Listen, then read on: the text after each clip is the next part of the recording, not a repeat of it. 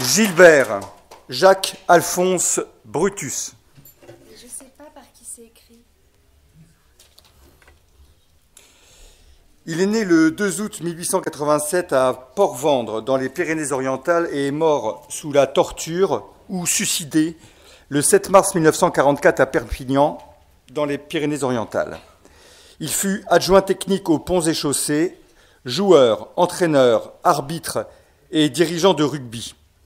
Il fut également militant radical socialiste, puis socialiste clandestin, conseiller municipal de Perpignan de 1919 à 1929, puis adjoint au maire de Perpignan de 1935 à 1940 et résistant à Libération Sud. Gilbert Brutus était le fils de Léon Brutus, né en 1866, et de Madeleine Alice, née en 1866. Son père, dessinateur, était employé aux ponts et chaussées. Il épousa le 5 octobre 1911 à Perpignan Thérèse Estève, dont il eut un fils. Veuf, il se remaria le 17 octobre 1922 à Perpignan avec Marie Gabrielle Houry.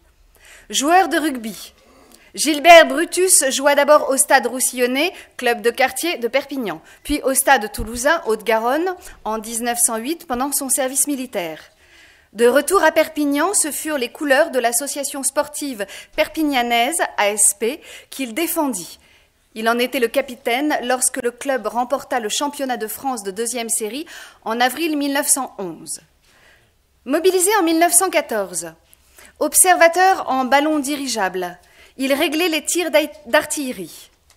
Le 2 septembre 1918, il avait accompli 457 heures d'ascension lorsque son ballon fut incendié. Il se sauva en sautant en parachute et il fut cité à l'ordre de l'armée.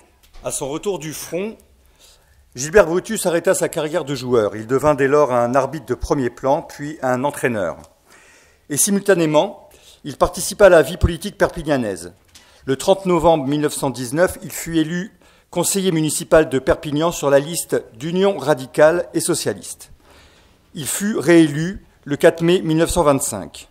Le 16 mai, il adhéra à la loge maçonnique Saint-Jean des Arts de la Régularité.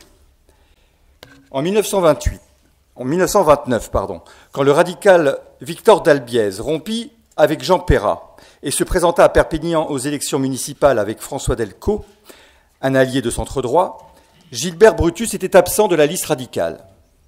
Radical autonome, il fut de ceux qui rompirent en mai 1934 avec les radicaux valoisiens et qui adhérèrent au parti radical Camille Pelletan, tout en prenant le titre de radicaux socialistes Jean Bourrat. Lors des élections municipales de mai 1935, au premier tour, Gilbert Brutus arriva en tête de la liste radicale Jean Bourrat. Bien que n'ayant obtenu que 590 voix, Jean Perrat l'intégra au second tour avec 3 de ses colistiers dans une liste d'union qu'il emporta. Gilbert Brutus fut élu 5e adjoint, chargé des sports. En dehors du conseil municipal, il était un militant du Front populaire et une des personnalités du congrès départemental antifasciste du 17 juillet 1935. Lors de la mobilisation en septembre 1939, Gilbert Brutus fut versé dans les aérostiers à Toulouse. Du fait de son âge, il fut rapidement renvoyé dans ses foyers. Après la défaite de juin 1940, il participa dès le mois de septembre à la fondation du réseau d'évasion Comet, qui fit passer quelques 800 Britanniques en Espagne. En novembre 1941, il adhéra au Parti social clandestin, en voie de reconstitution dans les Pyrénées-Orientales. En décembre, il fut l'adjoint de Brice Bonnery, responsable du Parti socialiste à Perpignan. Il adhéra au mouvement Libération Sud, créé dans les Pyrénées-Orientales en février 1942. Il participa à la manifestation du 14 juillet 1942, fut convoqué par la police, puis libéré. Quand, en février 1943, les mouvements de résistance fusionnèrent dans les mouvements unis de résistance, Gilbert Brutus était chargé du service de renseignement. À ce titre, il s'attacha à fournir aux Alliés les plans de défense allemande de la côte méditerranéenne, de la Nouvelle dans l'Aude à Cerbère, Pyrénées-Orientales. Il fut arrêté le 23 mai 1943 sur dénonciation, ainsi que 33 autres de ses camarades. Ils furent libérés le 8 septembre de la prison de Montpellier, à l'exception de 3 d'entre eux.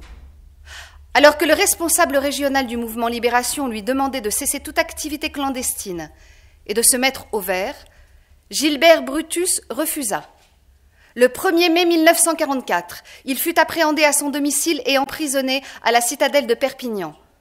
Cruellement torturé, il mourut dans sa cellule le 7 mars 1944.